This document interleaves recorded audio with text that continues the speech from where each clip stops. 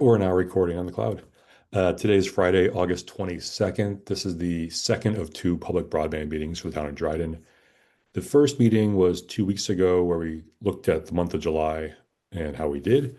This meeting is to cover a whole bunch of other things going on with the project and just see if there's any questions from the committee, as well as anyone else who's joining us today. I'm going to share my screen.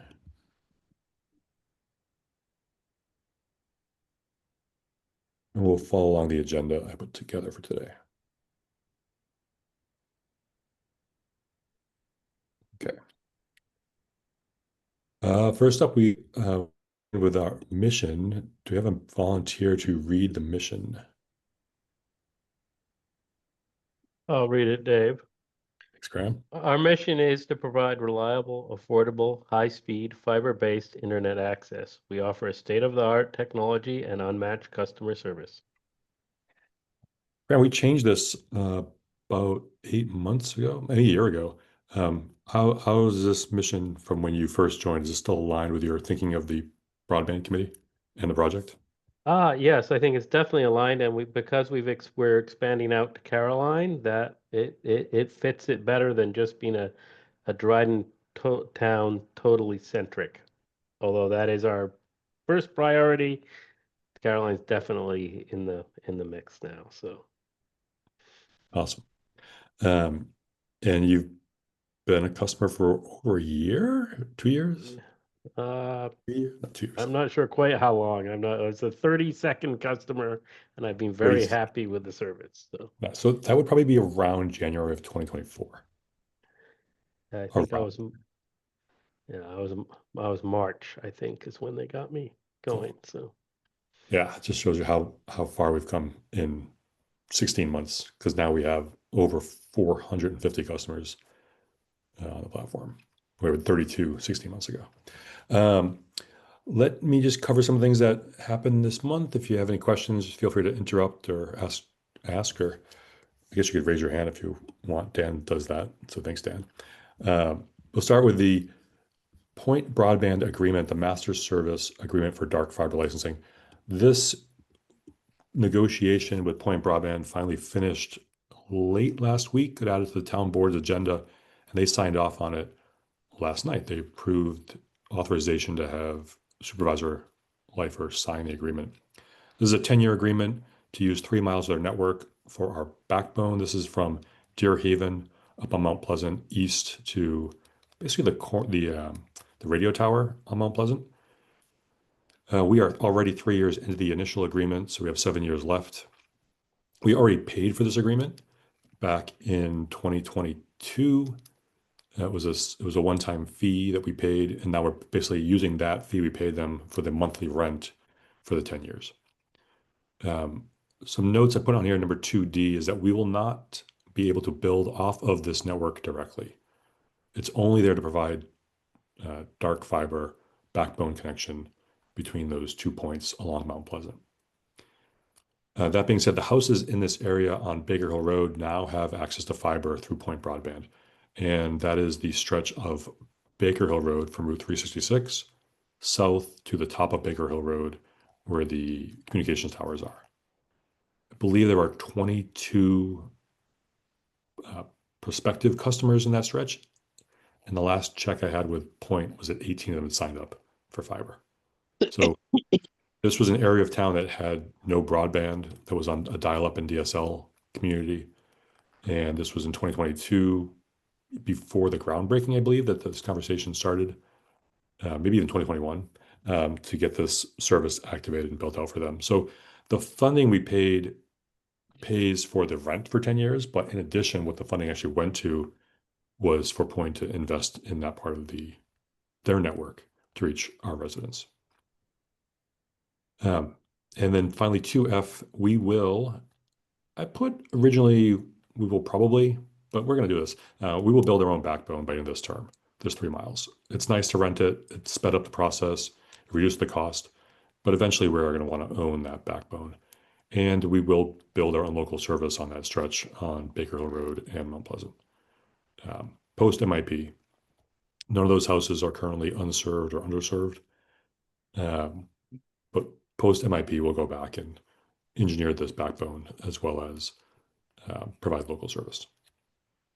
And Dave, I believe that there were three customers or two customers that we moved from Dryden Fiber back onto Point because of to correct the lot that we couldn't do local services, and that's all Yes, done, as a right? matter of fact, So one of those yeah, was a Point Broadband customer. We moved to Dryden Fiber and then we moved back to Point Broadband. yeah, okay. But in that move, they were able to get faster speeds and lower price through Mm. the switching back and forth. Um, for the other 16 customers of Point who are on that road, if you're listening, um, you could you could do the same thing and call Point and say, "Hey, can I get a lower price and or faster speed?" Some of them have been on customers for a long time, and it's the same thing for any of our competitors.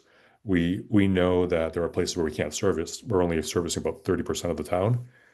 Almost everyone who has switched has told me, everyone who's switched and I've talked to has told me that the previous provider has said, "Oh, we would have given you a better deal if you just asked us." Or we would have upgraded your equipment for free to a faster modem if you had just asked us. So if you are waiting for us, and there's going to be a little bit of a wait, call your existing provider and they could probably lower your price, at least temporarily, or give you better hardware. It's surprising that they aren't doing that proactively. Um, but that is an opportunity for town residents, if they're on this, if they're attending or participating in this broadband committee, to just lower the cost until we were able to provide fiber to them at what we believe will be faster speeds and competitive pricing. So yeah, Graham's right. There were two customers who had signed up, and they are now back to Point. This also secures the backbone, which basically had been without an agreement in writing signed off for 3 miles of our backbone. So while there's a lot of trust between our two firms, between Dryden Fiber, Town of Dryden, and Point Broadband, without any documentation agreement signed off, they could have said, we're just going to turn you off and you're going to lose 3 miles of your backbone. They've been really friendly. They haven't even talked about doing that. Anything else on Point Broadband? Great. I'm going to skip the next agenda item, minutes from previous meetings, April 4th and April 18th. These were sent around earlier to the Broadband Committee. We'll hold off on approving those until we have at least 4 of the 6 members of the committee. All right, Brad, let's talk about the project one. So as we talked about in the last meeting, we are dividing the rest of the project development, the project construction and splicing into 5 major regions. The old methodology, which we talked about 2 weeks ago, was doling out small sections of town at the rate of, I mean, probably 3 or 4 dozen more small projects. With this new methodology, there'll be 5 projects. The biggest way to think about them right now, and we could probably put these into some visual as well as more descriptive. It's the north half of Dryden, the south half of Dryden that is MIP related, the kind of western side of Caroline, the eastern side of Caroline. So those are the 4 that have to be completed before the end of next year. And then the 5th project will be everything that remains that is not part of MIP and is in the town of Dryden. And that'll be Route 13, part of the Dryden Lake area, Route 38, as well as Ellis Hollow, Snyder Hill, and Bethel Grove along Route 79. So that'll be Project 5. Those houses in Project 5 per FCC are all served with some kind of broadband terrestrial service, um, primarily coax cable. Uh, so that's why they're coming in 5th in the order. The other 4 have a priority because they are funded by the state, and we have to spend that money before the end of next year. So the first project, we're calling it the Freeville Extension. The project is an RFP, so it'll go out as a request for proposals. It'll contain the legal contract with the bid requirements, the engineering requirements, and the timeline, and a deadline. Um, the That's the package. We can go into some more detail once it's ready to go. I do have on here that the bid will go out on Thursday, August 21st, which was yesterday. Originally, it said August 20th, which was Wednesday. It still has not yet gone out. There's just a few more legal and engineering items that we're just trying to dot the i's, cross the t's on. I'll ask Brad to give an update in just a minute. For New York State or Empire State Development procurement requirements, it must be open for 15 business days, which includes, or which does not include Labor Day. So if it had gone out on the 20th, it would have been due on the 10th. Actually, I think this is actually supposed to be September 11th is a Thursday. As of right now, if it goes out today, today would be day one.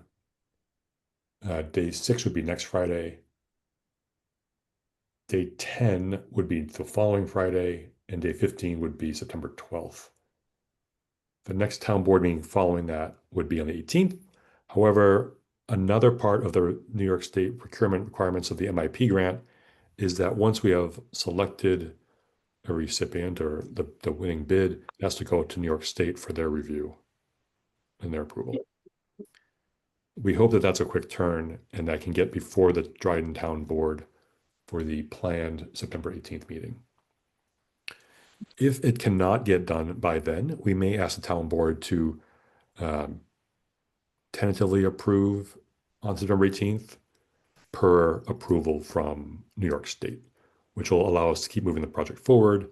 If it does get awarded, approved by the board on the 18th of September, we could notify the recipients on the 19th and potentially start work on this big project, which is again, the northern half of town, this Freeville extension on Monday, September 22nd. I So have a visual of this as we talk about what this looks like. Today is 22nd. Go ahead. I'll let Graham start. He always has the first question. He sits in the front row and has the honor of asking the first question.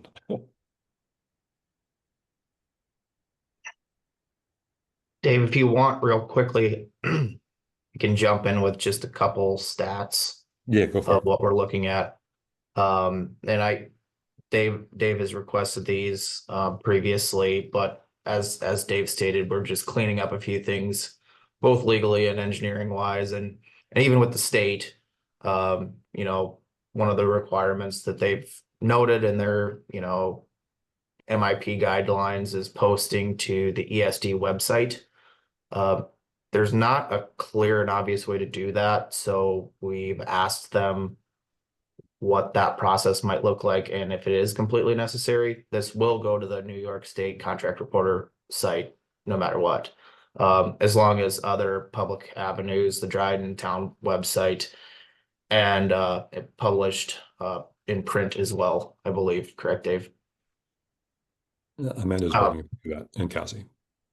So just very high level here, approximately 23 miles and 915 passings within this contract. So a nice large chunk of mileage extending from the Freeville pop in multiple directions. One thing that we're working on in tandem with this, Dave's aware of, is we're going to be standing up our Sienna pond, an additional Sienna pond device in the Freeville pop. We've only got 2 ports remaining there, so we're going to need the additional capacity as we continue to analyze both Calyx and Sienna, pros and cons, price points, etc. This RFP is largely taken the forefront of everybody's on the team's focus, so we can get this project back kind of in the execution phase and moving, if you will. So that's just kind of a quick synopsis at a very, very high level. Dave has requested, and I will get him more detailed information that he can share with you. I've been contacting Amanda here back and forth. The intent is to get that on the to New York State Contract Reporter today. Again, we're just cleaning up a few things, and then I can get that over to her. She can get it posted, and then I can answer all of Dave's questions that he can share with the group.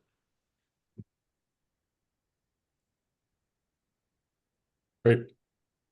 Thanks, Brad. Questions for me or for Brad. Yeah, so what does where we wanted to see sort of an area that you're covering, do we have that in a map or visual that we can see, or? We do, Graham, not today. That was one of Dave's requests. Okay. So I will get that to him, so it is very apparent where we're building. So Because a lot of Good it is question. fill in too, right? Correct? I Yeah, and that's assume. kind of why we call it the Freeville extensions. That's why we went with that nomenclature, because there is varying degrees of, hey, this run's built, it just needs splicing. This run needs full build. We already have some of it built and need to extend off of it. So that's why we went with the nomenclature of Freeville extension. I mean, I can show you the map that shows the yellow zone right now. It looks like this. Freeville is here. It's this square mile area. We do know it goes up Route 38 towards Groton. We know it comes up Route 366 toward McLean. And I believe it's also Ed Hill, Ocean Drive, I think Malloryville and Morris, Hile School. I think it's parts of Provo Road, Bone Plain, West Dryden. And then beyond that, I can't speak for the east-west parts of Nemai, Sheldon, or Etna Road or Wood, but we'll have all those. We're publishing this today, so we know where we're doing. We just don't have it updated on the map. So I am assuming that Etna Road and Sheldon, and those are included in this block, right? Because, I believe so, but I don't have it. But there's components of this that the construction was completed last year by Syracuse Utilities, by Sean and his team. They're just waiting on splicing. There's some parts that there might be some parts just have strand without fiber. Some parts where we have to increase the fiber count. So there's just a variety of different makeups of the 23 miles. So we should be able to get that list together. It says here's everything. Here's what we have for roads, street addresses, map update, and then be able to estimate like what that looks like in terms of this project. yeah, because I know we have several customers in Upper Creek Road who have been waiting for this. Our original maps would have said, or even this one would have said, that they would have been served by now. And Right. it got really close, and then because we stopped construction, we haven't got there. So I want to make sure that this bid is going to include that kind of work, because if we aren't doing that, that would be, that's not great. So I assume that what you're saying, Brett Graham, is that you're tired of hearing about it from people.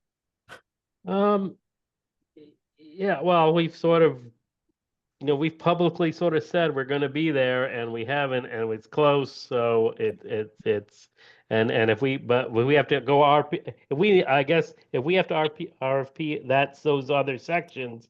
I want to know about that. So this is the timeline, MIP map from June of 2024, 14 months ago. Yeah. All the purple dots are service locations that are being funded by MIP. So that includes this big area of Etna Road. Yeah. I believe this is Hanshaw, this leg of Nemai, I believe this extension of Etna Road. As we said earlier, this is 38. This is 366, Ed Hill, where it comes up to Hile School. So a lot of the stuff that's in the yellow that is not necessarily Bone Plain and West Dryden. This is West Dryden Road. You can't really see it. Maybe you can see my cursor. So we're moving into these other dots too. It's hard to look at the map and say where's 23 miles, because so much of it is partially done that we have to like add and subtract to get the exact number. Like I said, as soon as we have it from engineering, we'll share it with the Broadband Committee. This includes Peruville Road too, correct, Dave? I believe Part so. of it? Yeah. Yeah, because there are also dots up here on Proville Road. There's about 61 more dots that are added from the B locations that were missing and then found last September. They weren't in the original hunt plan, but we put them back into the plan. So the updated version of this map has the dots all in West Dryden and along Perula Road that are unserved or underserved. There's a few intermixed, I think, on Route 366 too. And where's that map? Brad, you showed me a couple days ago. Do you have a copy of that you can share? I mean, is that something we can get a hold of, I guess? Yeah, yeah. This whole map will be updated when we sign the grant disbursement agreement in October. This is part of the fact sheet for the project. We used this as the big printout for the press conference a year ago. This whole thing will be updated. It'll also show, at least on the Caroline side, all these dots that are not near any of the proposed network.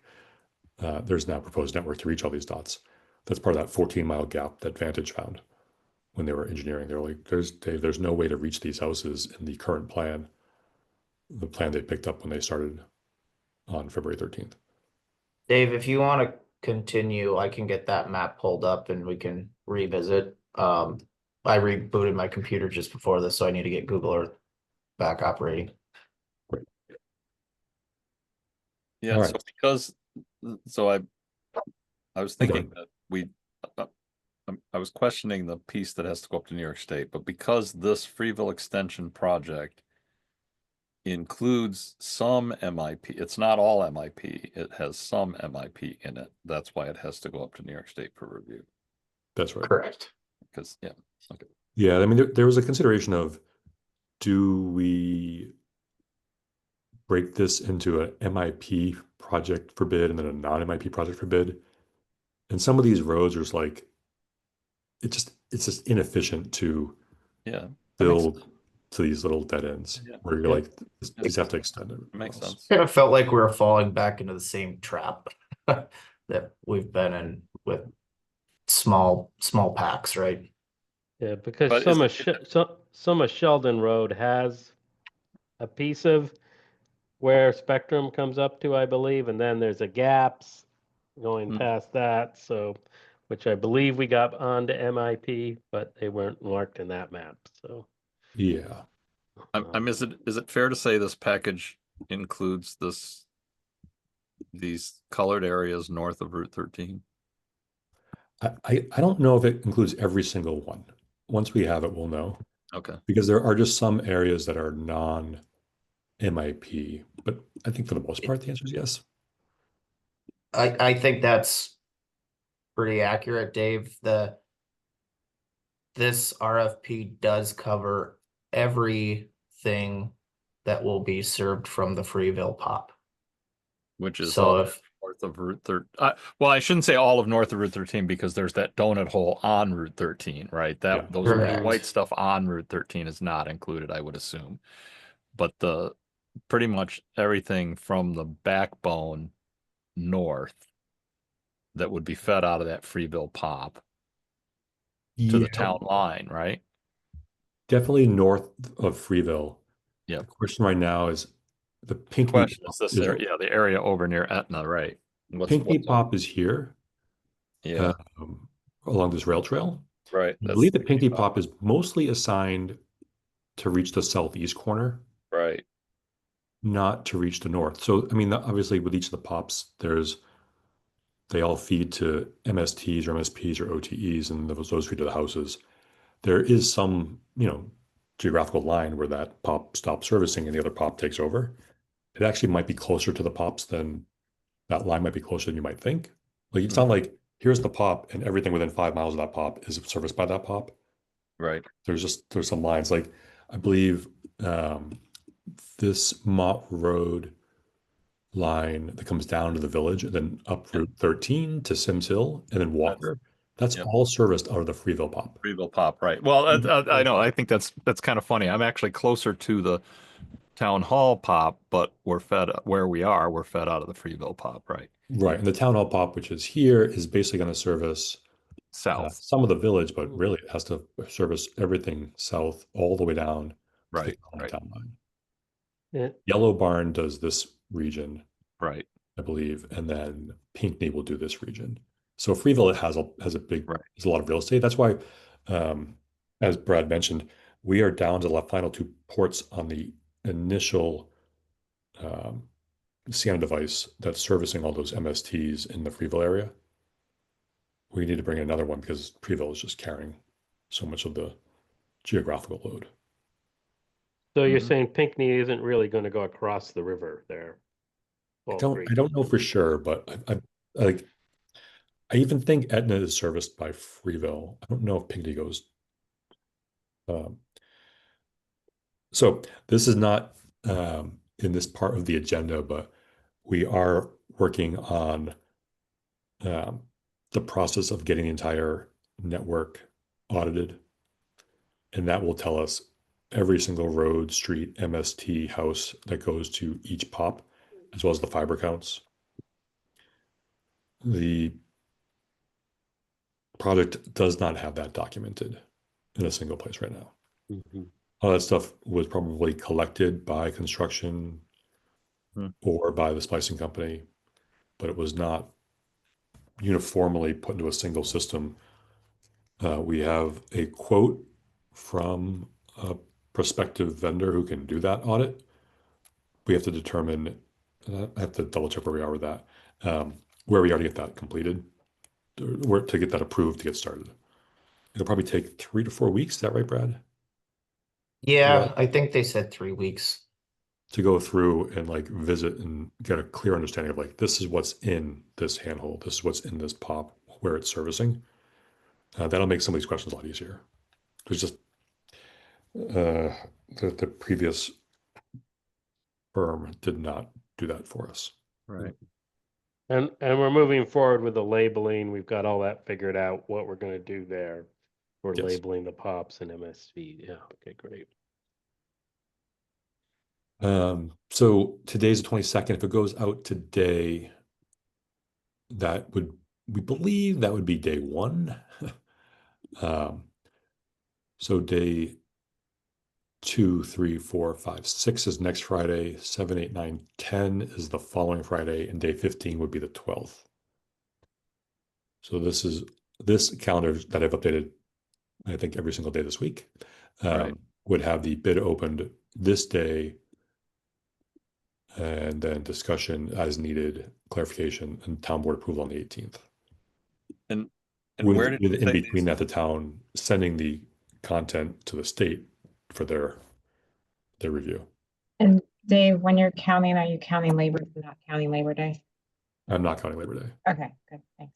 Yeah, but I am counting today as day one. I don't know how they deal with partial days or the 15th day if it's the morning Yeah, of that day after we close of I business. don't think it officially can count. I don't think it officially goes public on the first day. Like I submit it, but I think it takes time for them to put it in. But we'll have to look and see what it does in contract reporter. We have to follow the rules of the procurement of the state as it's a state-funded project, even not 100%. right? That would So put Dave, this just here. 1 second. So does the state need to approve it? Or are they just reviewing what we sort of have after we've accepted the bid? Amanda? We have to complete a checklist after the bids come in.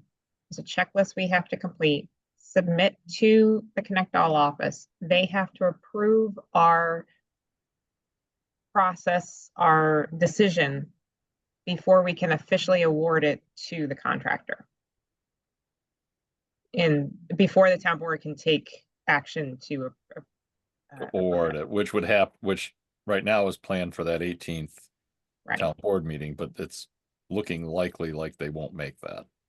Well, that's why Dave said we're gonna ask, need to check with the town attorney.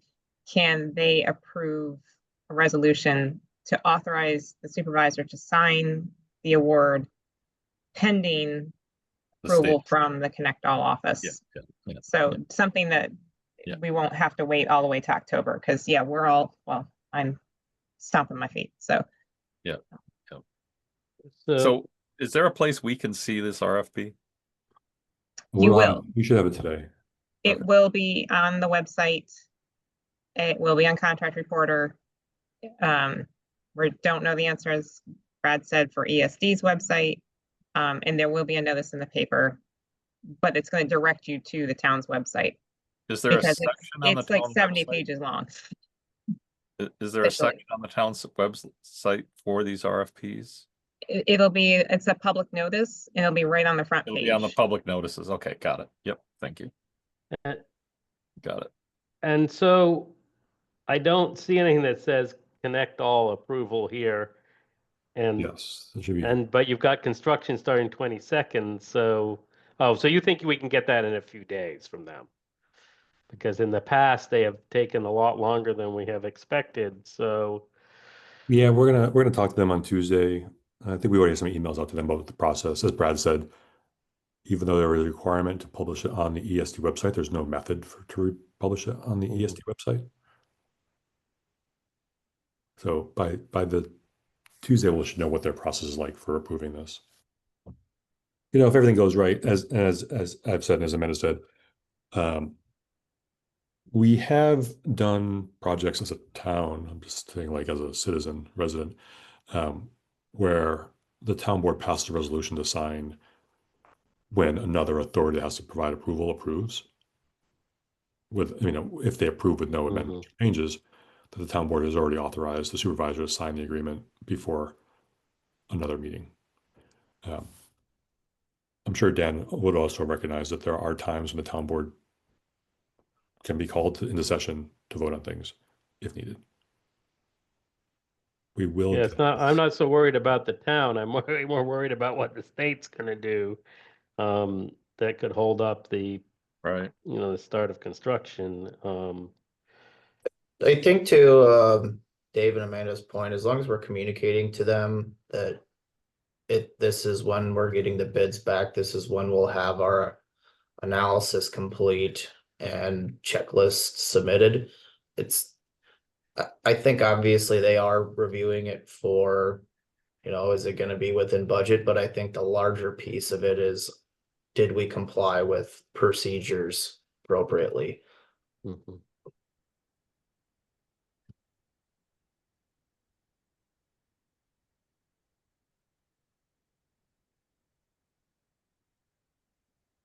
Any other questions about the RFP, Freeville extension RFP?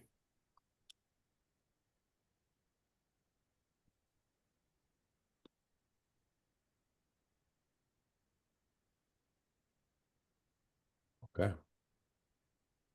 Let me scroll back up.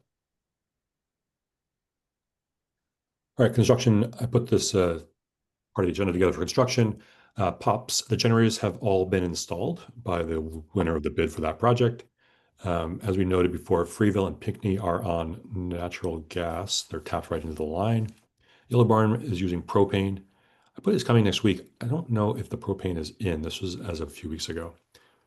Fencing is to follow. The posts are at Pinckney. I don't know if we're doing fencing. We have the fencing available. Last night at the town board meeting, Rick Young said that the bollards are in, which is the posts for the fences.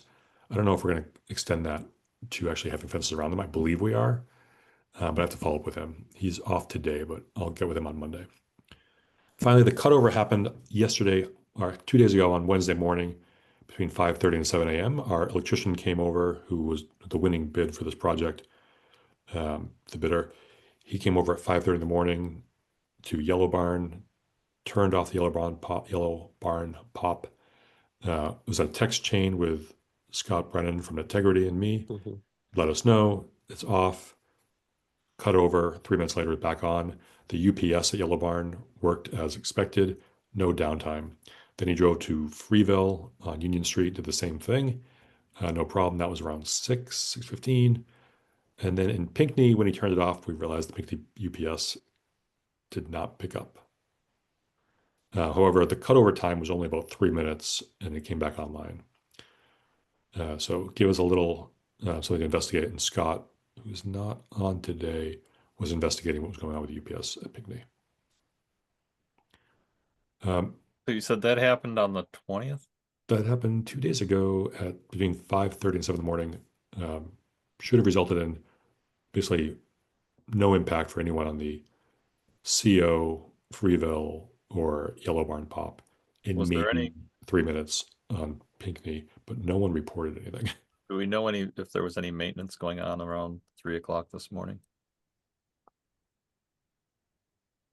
Because I had a dropout at like 3:20 something. I would put a ticket in. I'm assuming it was maintenance or something. It was a short, two short dropouts around the 3:30 time frame. It wasn't our maintenance. Okay. Could have been upstream. It could have been, but we have 3 different providers. Yeah. If you send a ticket in, we can investigate that. When you, I mean, I wasn't doing anything. The only reason I know it is because my router tells me that. yeah, but I mean, if that happens between like 11:10, 11:15 in the morning, we Yeah, want I to haven't check had that that. issue, but this was at 3. It was like 3:25 in the morning, I think, something like that. I'll send it to you. Well, I would still I ask can you, submit a ticket and just ask, yeah. yeah, just because they'll track it down, see if one of our servers noticed something, or if one of our upstream Windstream or Cogent or First Light had an issue.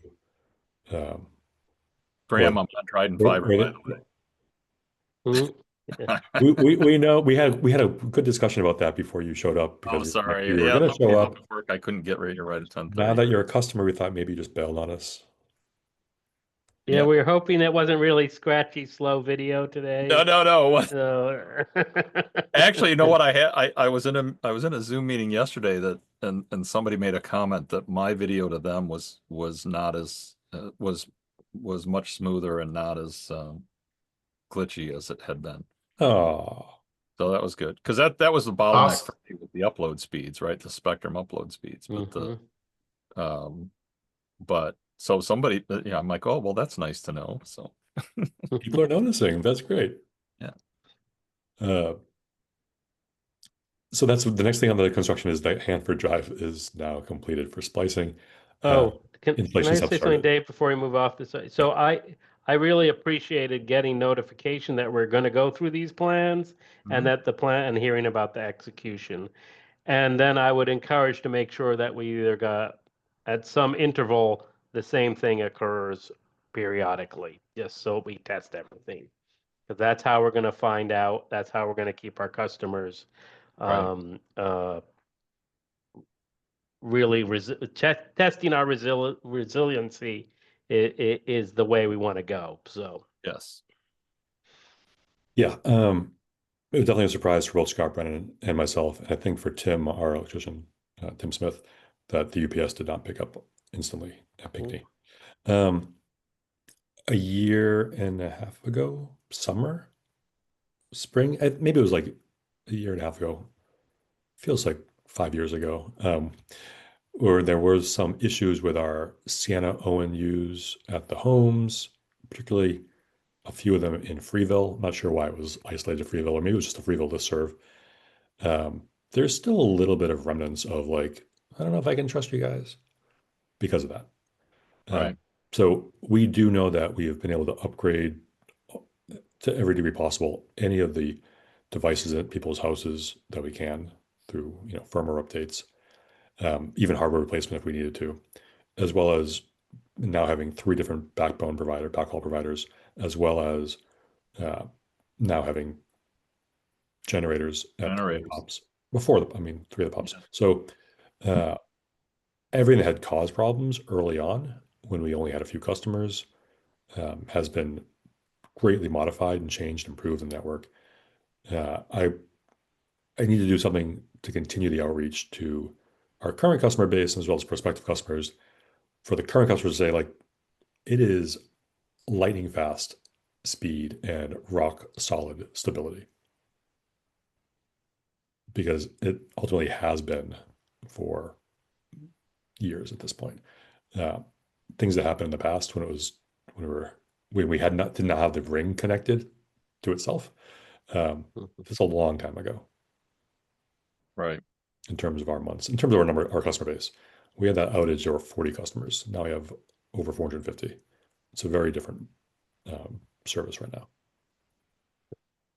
can I just ask another thing about the pops?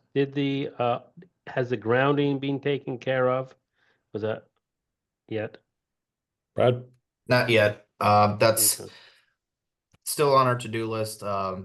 Again, we've been kind of all eyes focused on the RFP, getting that issued so we can get more, but we do have a scope of work drafted, so we can do get some quotes on that grant. So once we get this published, in theory today, that gives us, 15 business days to kind of focus on some of those projects that have been pushed to the side.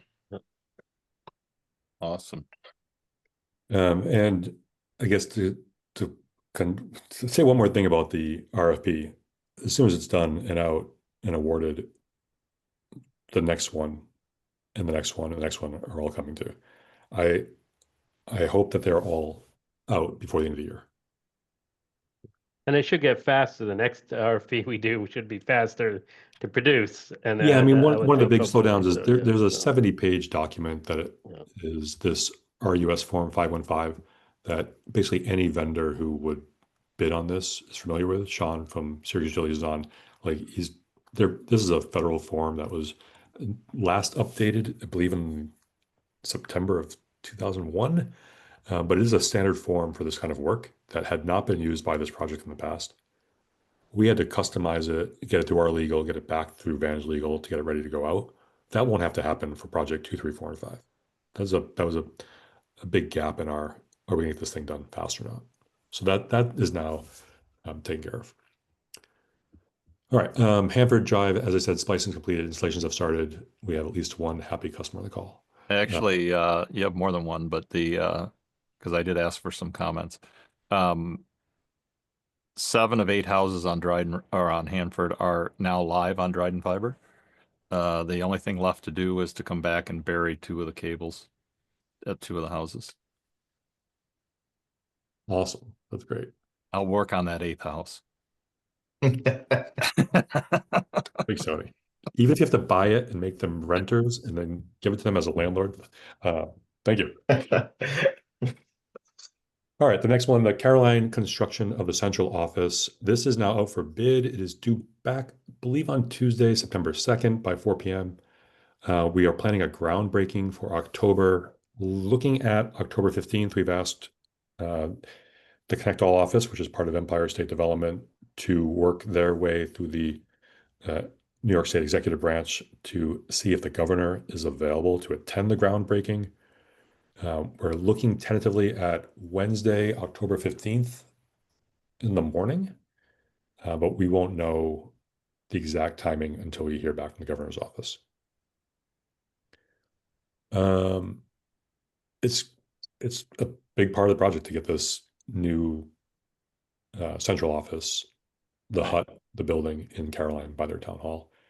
I met with the Caroline Town Board on Wednesday night to look at the site and to understand where it's going to go, and some good conversation about how this is ultimately like the visual representation of the project for Caroline, because everything else is just aerial and underground. In some places, mostly aerial. This hut is like this is where this is part of that $10 million grant from the state.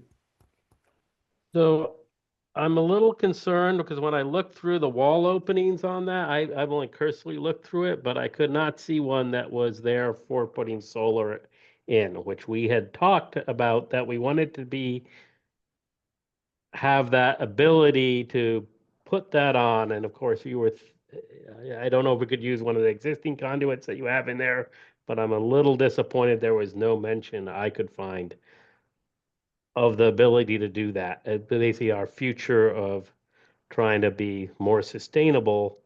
And it may be that the site doesn't have any, it's very treed or something like Brad, can you that. speak I to this don't know. part of the solar? But, I yeah. mean, Yeah, we talked so about it future. is capable of being retrofitted for solar, if we decide. The other piece of that, Graham,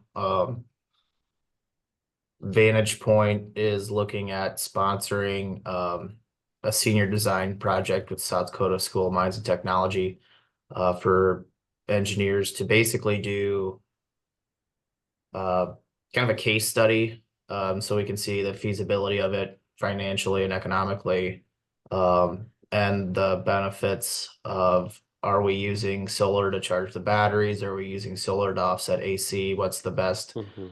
kind of bang for the buck? So it is still kind of at top of mind, Graham. We haven't forgot about it. So we don't need a special sleeve. That's what I mean. If you have an extra sleeve there, you can use one of the existing sleeves for the generator or something like that to do that then. Correct. Yep. Okay, got you. Okay, it just doesn't say that. Okay, great. Thank you, Brad. Cool. Good question, Graham. All right, next on construction, pull permits for the MIP project. These are all moving through Labella or NYSEG or our electrical make-ready vendors. This is a couple days ago, we had awarded 5 to Danella and 6 to HRS, which is H. Richardson & Son. They're based out of Geneva.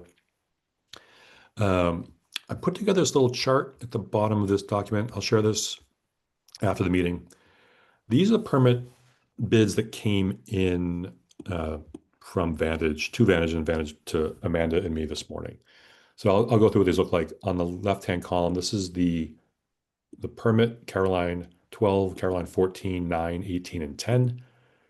Each of these, I believe, maximum number of utility poles is 150. There is a total amount of the bid for each of those from Richardson and then from Danella. Then there is a billable component, and that's the part that we pay of that total amount of work. Again, these go through Labella, they go to NYSEG, they go out for bid. Richardson is one of the vendors, Danella is the other who've submitted bids. Now, what we notice here in the difference is for these 5, Richardson is less for all 5 of them. And sometimes they're substantially less, but that's based on the size of it. I don't have the number of poles for each. The billable difference is also less on the Richardson side. And you can see those dollar amounts. So based on this, we would be awarding all 5 of these to Richardson. Before I go to questions about this, maybe Brad can give some insight on why the difference might be so great between these 2 vendors. No, just shrug your shoulders. We're not really sure. We know Richardson is local. I don't know if that's a big impact for them. This is a substantial project for them to work on. We are not awarding 100% to Danella or Richardson so far. It just happens that these 5 that came through today are all in the Richardson corner. I think, yeah, that's accurate. As of yesterday, prior to these additional ones coming out, we had 5 with Danella and 6 with Richardson. So a pretty nice balance between the 2, so we can, best use their workforce and bandwidth capabilities. But at the end of the day, if a few more go to Richardson, they've been quite committed to the project and scaling. So I'm pretty confident that they'll be able to deliver. Yeah, I was going to say, we've done quite a bit of work with Richardson already in the past, if I remember correctly. Yeah, it's just nice.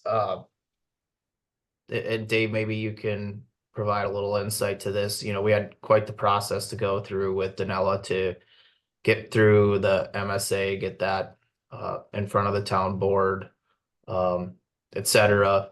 It took a little bit of time, but now that we do have them as another vendor, if Richardson, perhaps isn't able to be keeping up, we do have, we can award something to Danella, if the billable portion is comparable, just to kind of keep workload spread and electric make ready moving forward. That's right. There had been, I don't know if I want to use the term rumors, but there had been statements in the past from our prior engineering firm that Richardson was slow because they overcommitted work to other projects, or that they were distracted by hurricane season, or a number of other things. In talking with Richardson, they're like, none of those things are true. Like, we do have crews that do deal with hurricane, and there's financial gains to have by that. But if we commit to something, we're going to do it. It's unclear if the engineering was actually ready for them to do the electrical make ready that we thought they were going to do on the timelines we thought they were going to do them on in year 1, 2, and 3 of the project. And do we have dates in these where they commit to do it by a certain date? And is there a penalty if they don't make it? Right? So we do ask, Graham, when we receive bids, we've asked this of Labella, they control that process, that they submit both pricing and a time frame. We don't per se, because they are ultimately a vendor of NYSEG, not of Dryden Fiber. We don't have that contractual teeth necessarily, but we do have a dedicated staff member at Vantage Point monitoring this work and as it progresses. And we don't have it yet, but with the quantity of work with each, I've asked that gentleman, Jake, to set up weekly calls with both entities so we can keep our thumb on that as well. And why didn't we put the contractual teeth in there? We don't control the contract. Because it's a contract with NYSEG really is what's happening. Is Yes. that, or yeah, okay, Yep. okay, good.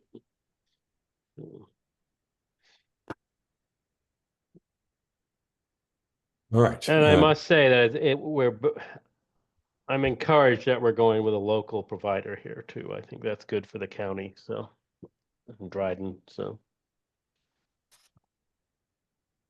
Let's see, grant disbursement agreement. I may have already covered this, but just to give an update, we heard from New York State on July 24th. The GDA will be available to us after the Empire State Development Board meeting in September. The goal is still to sign the GDA, the grant disbursement agreement, in October. After careful review, we want to make sure that everything that we're sending to them is accurate to what they're putting together. Now, they've given us portions of the grant disbursement agreement for us to double check. That has helped us to feel good about what they're doing, because besides the change in the budget, there's also a change in the locations. We removed a handful of locations from the project that were non-BSLs. Cell tower, some outbuildings at a camp, a couple off-the-grid parcels and in one case, that house in Caroline on Braley Hill Road that is already being serviced by fiber from Hayfleet. And if we had to bring fiber through the state forest, it would cost over $200,000. So we want to make sure that all those location updates have been double checked, triple checked by Amanda, by me, by Brad, Team Advantage. And then the first reimbursement submission would happen for all spending through the end of this month, most likely. It will be submitted on or before 10/31/25, which should be right after we sign the GDA. We'd want to submit the first reimbursement request right after that. The reason there's a couple months in between when we send this package out is we have to gather everything together, and then our auditing team has to review and make sure that everything is satisfactory before we can submit it to New York State. Any questions on the GDA part of the project?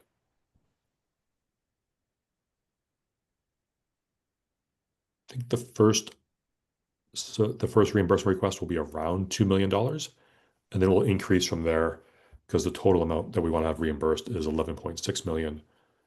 Each one's going to be a little bit bigger than the first one. Sounds really good. It's just this sort of typical New York State bureaucratic timeline. One good news we heard is that the project that Southern Tier Networks is working on, that is being paid for by this, they had their first reimbursement request returned to them, their payment, I think within 45 days. Oh, nice. Yeah. No one is guaranteeing 45 days to us, but that's a lot faster than the original 5 to 6 months. Right. All right, we are right at the end of the hour we set. So to extend it, one topic was to extend the meeting to 11:45, given the huge increase in what we're doing each month in business from all the different departments at the first meeting, as well as all the different things going on legally with the RFPs, with customer service, with construction, build out, installations, marketing. I'd love to officially extend the meeting to end 11:45 in the calendar. If we end early, that's great. But I don't want people to have to like feel like they're missing out, because the meeting does tend to go to about 75 minutes each month, each time we meet. Any thoughts on this, Arthur? I would almost say go to noon. I mean, I'm basically on the call until noon anyway, for anyone who hangs around. I don't want to be like a 3-hour thing, but I'm open to noon. Graham, Tony, or Dan. I'm fine with it on my schedule. So, I mean, it's better to have it on my schedule than not, Okay. because then people think I free up. So, Yeah, I mean, if it's 10:30 to 11:30, I tend less now, but I tend to get people like booking things 11:30. I'm like, I don't want that to happen. I try not to, but people don't always respect that. So yeah. Dan? I would suggest, Dave, that we front load things that really need to be focused on in the meeting and move discussion items that might be more optional towards the back in case some people have other commitments. I like that idea. I like that idea. If the committee was way less engaged, it'd be a lot easier to navigate that. But given the high level engagement between all 4 of you who are on the call, like I never know what's going to be discussion. But yeah, that's a good idea. We can try to do that. I can rearrange Alright. at least the reporting meeting, which happens on the first Friday of the month, to front load it with anything that needs more discussion or that might need more decisions. This meeting is a little different because it kind of goes wherever the committee is taking it.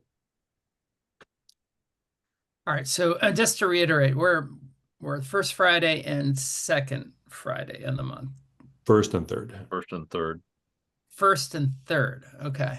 Except for July and August, because the first Friday tends to fall around the 4th of July. So then we move July and August to the second and fourth Friday. But September to June, it has been first and third. All right, so our next meeting is the 5th. Right.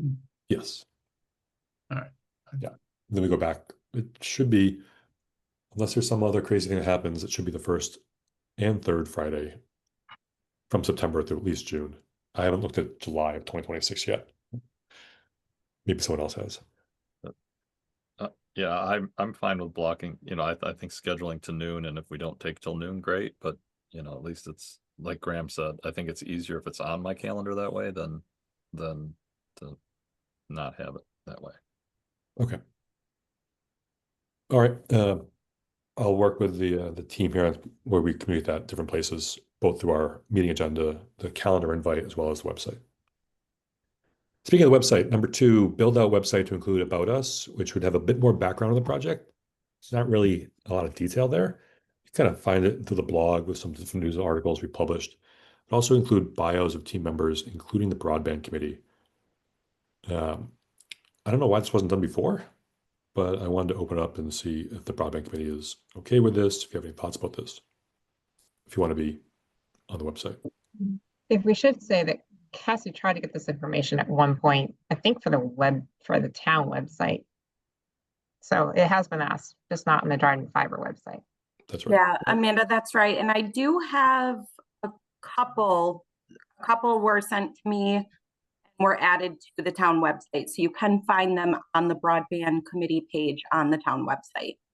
I just don't have everybody. Yeah, I think we did that right as we were getting the New York State grant, and that took over a lot of stuff. So like last spring. Are we okay having this about us page on the website, the drydenfiber.com website? Yep. And we'll give everyone sounds good to me. But some time to put together whatever you want to put together for bio headshots. And then when we have a draft ready, we'll share it so we can see it before we publish it. The last item I had on here was marketing. We are doing pretty good. 25% penetration rate right now. Within, say, 6 months of when a parcel turns green, we're at a little over 450 customers out of 1,800. However, that means there's 1,350 people who have not yet signed up who could. Some of them we recognize are probably never going to sign up, but that still means there's a lot that should. We have been not overly broadcasting the platform to people we can't yet serve because as we've shared, we're only able to reach right now about 30% of the total population of the town. However, it might not hurt to do some advertising to get people who just are not seeing the postcards, the yard signs, the social media posts, the press releases, the newspaper articles, the TV interviews.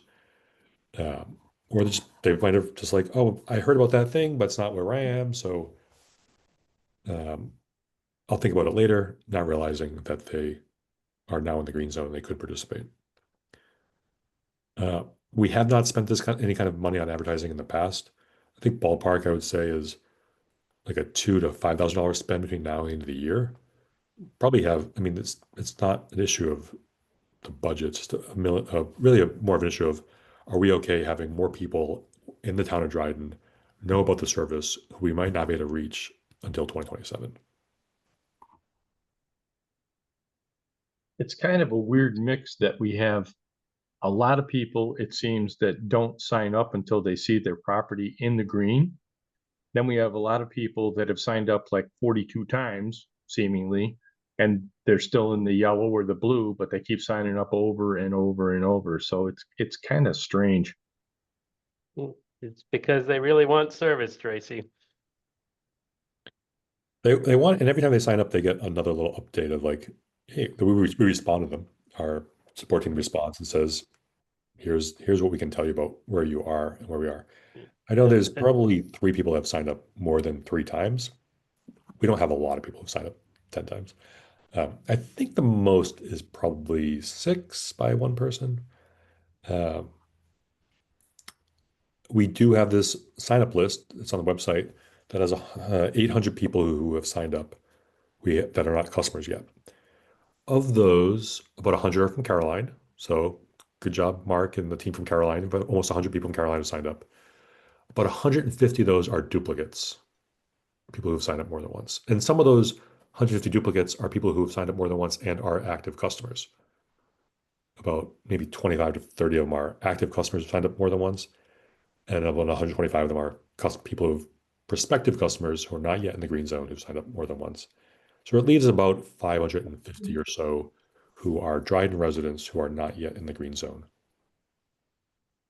And I can say to, I know somebody from the Etna Mills, and I had sent them that they're, it's available back in, I think it was October, and now they finally asked me about it again, so I sent them again, so hopefully they will sign up this time, so.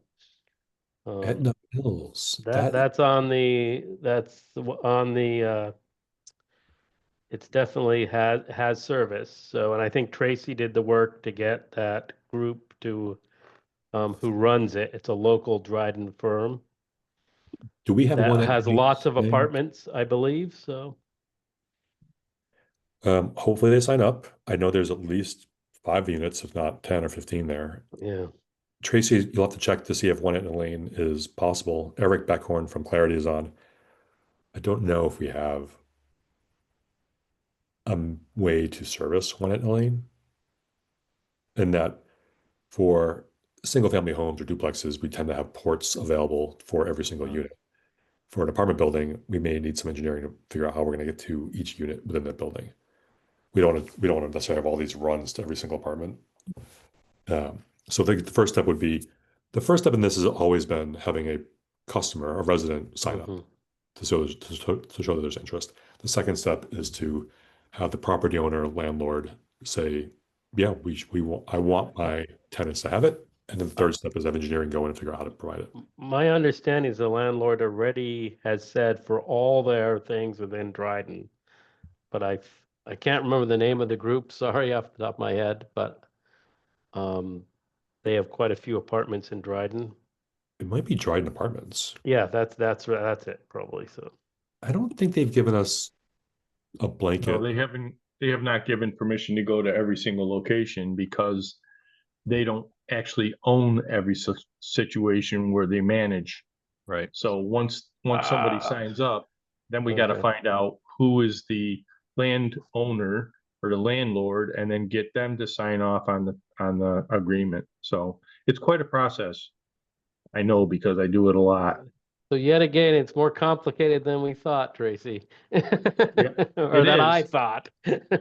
But the good news is that the people at Dryden Apartments are super helpful. They work extra hard to help me get these people to sign up. So it's quite a process, but it's nice working with them, that's for sure. Yeah, it is Dryden Apartment Company that runs that place. So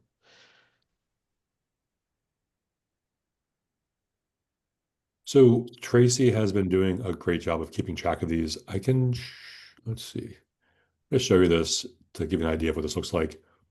On the left-hand side is the count of all the property owners, aka landlords that we've reached out to, over 65 now, with the address and from our best estimate, the number of units for each of those.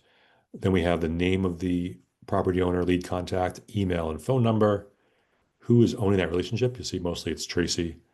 And then the status of the agreement, signed or sent out, waiting for them to respond back, when we sent it out, when they signed it.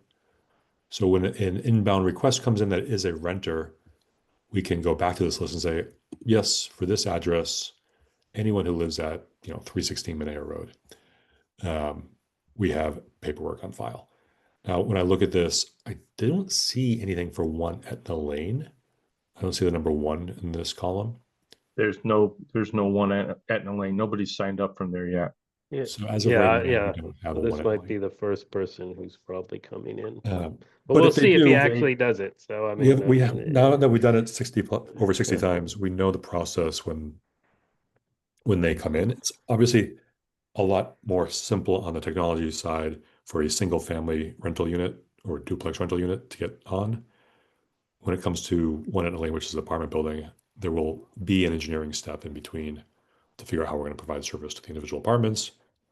Once you make that big hurdle, then every unit inside should be able to have service too. Yeah, I know their concern was because their phone was with Spectrum. That's really been part of the holdup, I think, for him wanting to change. So that's what he told me quite a while back. So We do. Dave, I also want to add that Cassie plays a huge role in this. She's the one that puts together the agreements and sends them out and gets Jason to sign off on it. And so her part in this is not something that should be ignored either. She does a lot of work for us on this particular thing.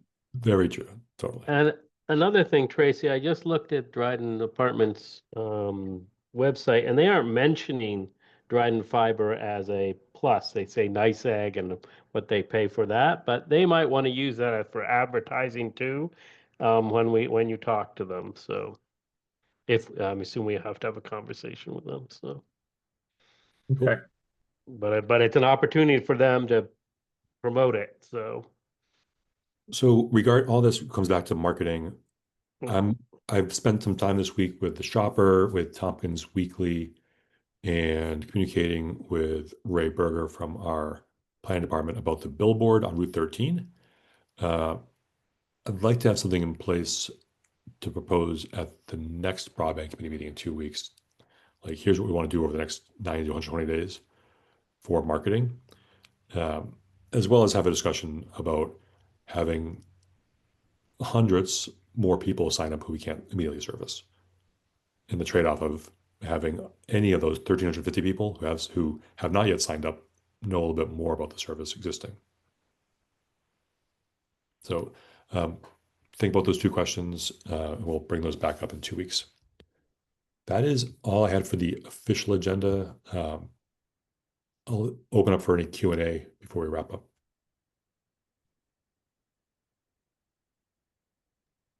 Dave, I just wanted to mention that there was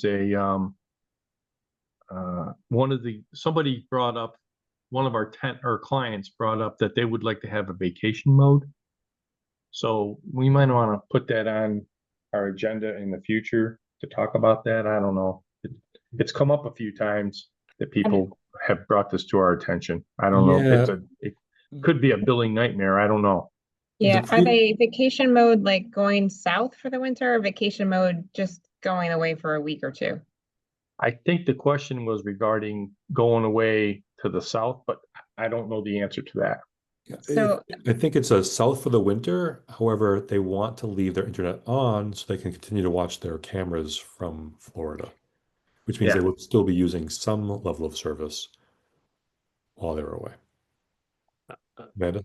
Yeah, so the one customer that we have shut their service off completely. We just suspended their billing and then they turned it back on when they came back.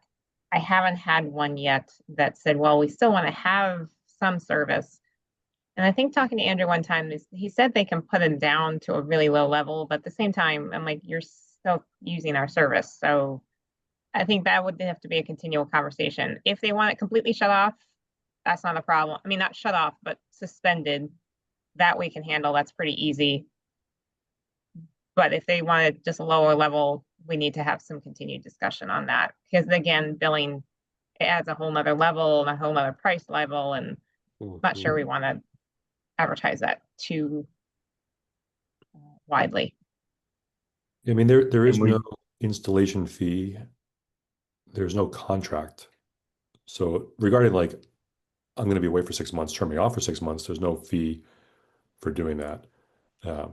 We haven't even asked them to like return your equipment. We just like trust it. When you come back in 6 months, tell us and we'll turn you back on. But I- they aren't returning the equipment, I think, which is fine. I mean, that's way more efficient for us. I suspect they're just turning it off with a switch. Is that what they're doing, Amanda? Yeah. I believe that Integrity just suspends the service. Yeah. It's a simple email. We send an email to NetTegrity saying, please suspend the service. We will alert you when to turn it back on again. Mhm. And usually the customer basically always turned it off like a few days after they left. And they called us before they left Florida and said, yep, turn it back on. Yeah. And we, turn everything back up again. Yeah. And the billing actually has a nice feature of suspend their service. So it makes it easy. Just hit a button and we're done. And So we what you're charge- saying is we already have a vacation mode. Turn it off. When you say vacation, it makes me think of, we go away for a week, but Mhm. if you're going away for months, yes, there's Right. an option, but it's shutting Right. it off completely. There isn't a lower level of the service at this time.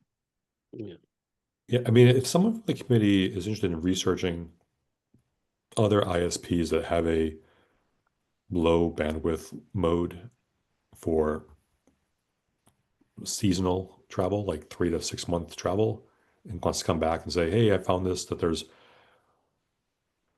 $10 a month for 1 gig or whatever 1 gig for 10 meg, like here's what that could look like. I really don't want to add a whole bunch of complexity to our billing and accounting team, given that we have many other things that we're doing.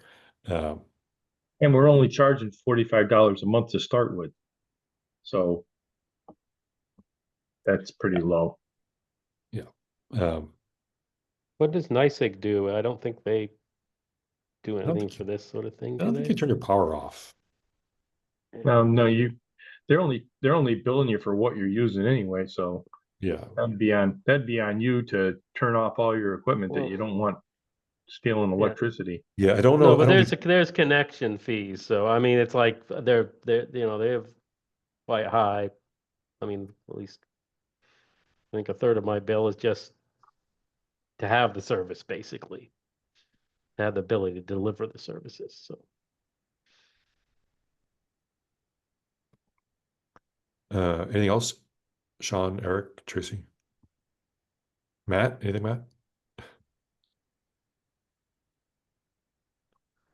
All right, it's going to be a busy couple weeks. Brad already jumped off to work on this RFP a little bit more. We will keep you updated when it goes live. I'll send a link out so you can look at it on the website as we start to get some responses. If you have any questions about any other bids that we're working through, let me know. Have a great weekend, everyone. Yep, thank Everybody you. enjoy the weekend. Take care. Bye-bye. Everybody. Thanks, Dave. Thank you.